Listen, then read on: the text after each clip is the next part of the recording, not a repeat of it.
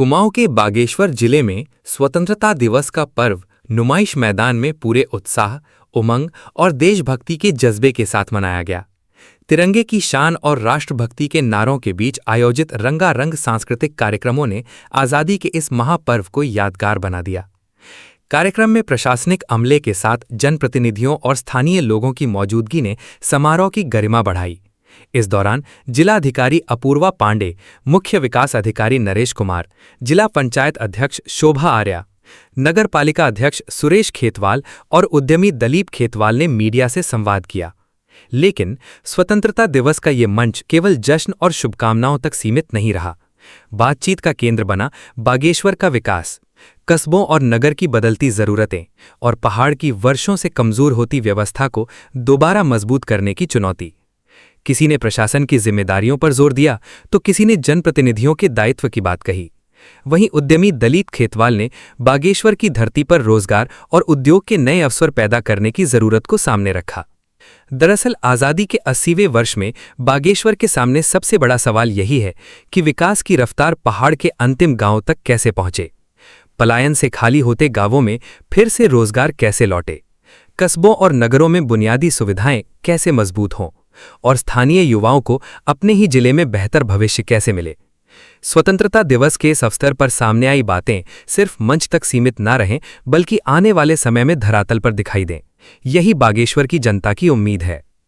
देश की आज़ादी का जश्न तभी सार्थक होगा जब पहाड़ के गांव, कस्बे और शहर भी विकास, रोजगार और बेहतर सुविधाओं के साथ आत्मनिर्भरता की ओर आगे बढ़ें। कि आज जिले का स्वतंत्रता दिवस का कार्यक्रम यहाँ पर नुमाइश खेत में आयोजित किया गया और विशेषकर बच्चों द्वारा बहुत अच्छी हमने प्रतिभागिता आज देखी है और अच्छा लगा बच्चों को प्रतिभाग करते देखकर। और हमारा आगे भी प्रयास रहेगा कि जो भी जनपद स्तर पर हम लोग जिला प्रशासन की ओर से कार्यक्रम करते हैं उसमें बच्चों का विशेषकर खूब पार्टिसिपेशन हो और बच्चों को हम लोग प्रोत्साहित कर सकें।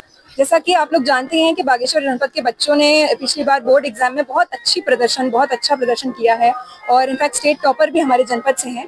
तो बच्चों को सम्मानित करके प्रोत्साहित करने का ये प्रयास था और आगे भी हम लोग निरंतर करते हैं। जनपद में देखिए बारिश बहुत है, थोड़ा तेज बारिश हो रही है, कई जगहों पे जलस्तर भी बहुत बड़ा है। तो मेरा यही संदेश रहेगा कि हम लोग अपने आज देश का स्वतंत्रता दिवस पूरा मनाएं, उसको खूब एंजॉय करें, परंतु साथ ही ध्यान रखें, सेफ रहें। नदी के घाटों से हम लोग थोड़ा दूरी आज बना के रखें और कहीं पे भी यदि किसी भी प्रकार की सूचना मिलती है, किसी भी प्रकार की क्षति रिपोर्ट होती है तो तुरंत जिला आपदा कंट्रोल रूम को सूचित करें। आज मैं सभी को स्वतंत्रता दिवस की ढेर सारी बधाइयाँ देता हूँ, शुभकामनाएं देता हूँ। आज हमारे देश की आज़ादी के 80 वर्ष जो है हम लोग बड़े धूमधाम के साथ मना रहे हैं। इसी क्रम में बागेश्वर नुमाइश खेत में जो है आज बहुत सुंदर कार्यक्रम यहाँ पर आयोजित किया गया है। यद्यपि बारिश था उसके बावजूद भी जो है काफी उत्साह देखने को मिला। यहाँ पर हमारे स्थानीय विद्यालयों के बच्चों द्वारा बहुत सुंदर प्रस्तुति दी और इस कार्यक्रम को सफल बनाया। मैं अपने माननीय विधायक जी का, जिला पंचायत अध्यक्ष जी का, अपने जिलाधिकारी का, एसपी महोदय का, सबका धन्यवाद करूंगा कि आपके नेतृत्व में यह कार्यक्रम यहाँ पर आयोजित रहा और सबको मैं इस स्वतंत्रता दिवस की ढेर सारी बधाइयाँ देता हूँ। और आज हमारा 80वीं वर्ष का स्वतंत्रता दिवस यहाँ पर मनाया गया है और बहुत हर्ष और उल्लास के साथ सभी जितने भी हमारे अधिकारी और हमारे जनप्रतिनिधि लोग थे, सभी ने हर्ष और उल्लास के साथ अपने अपने विभागों में, अपने अपने स्थानों पर सभी ने इस स्वतंत्रता दिवस को मनाया और इस भांति हम हर साल स्वतंत्रता दिवस यहाँ पर मनाते आ रहे हैं। मैं याद करना चाहूंगी उन वीर पुरुषों को जिन्होंने अपने प्राणों की आहुति देकर इस देश को स्वतंत्र बनाने में अपना सबसे सर्वोत्तम हासिल प्रदान किया। और याद करना चाहूंगी उन माओं को जिन्होंने अपने पुत्रों के बलिदान को एक महानता की तरह अपने बलिदान दिया और अब उन जितने भी हमारे उनके धर्मपत्नी थे, उनके बच्चे हैं, उनको सबको नमन करना चाहती हूँ, प्रणाम करना चाहती हूँ। समस्त जनपदवासियों को स्वतंत्रता दिवस की बहुत बहुत बधाई और शुभकामनाएं देना चाहता हूँ। और इस अवसर पर मैं ये कहना चाहूँगा कि जिस तरह से हमारी आज़ादी की लड़ाई, राजनीतिक लड़ाई पूरी हुई और उसी क्रम में हम जो है आर्थिक और सामाजिक जो लड़ाई है उसको भी पूर्ण करने का पूरा प्रयास करेंगे। किस तरह से लोगों को आगे बढ़ने का पूरा अवसर दिया जाए और सरकार की जो योजनाएं हैं उनको धरातल पर उतारा जाए। लेकिन जो धरातल की विकास की धरातल आज का आदमी फ्री हो गई है, धरातल का आदमी धरातल में है। और आप सोचिए, हम जहाँ एक तरफ से बड़ी बड़े हाईवे की बात करते हैं, बड़े बड़े उसकी बात करते हैं, क्या हमारे यहाँ कोई उद्योग है? क्या हमारे पास रोजगार है?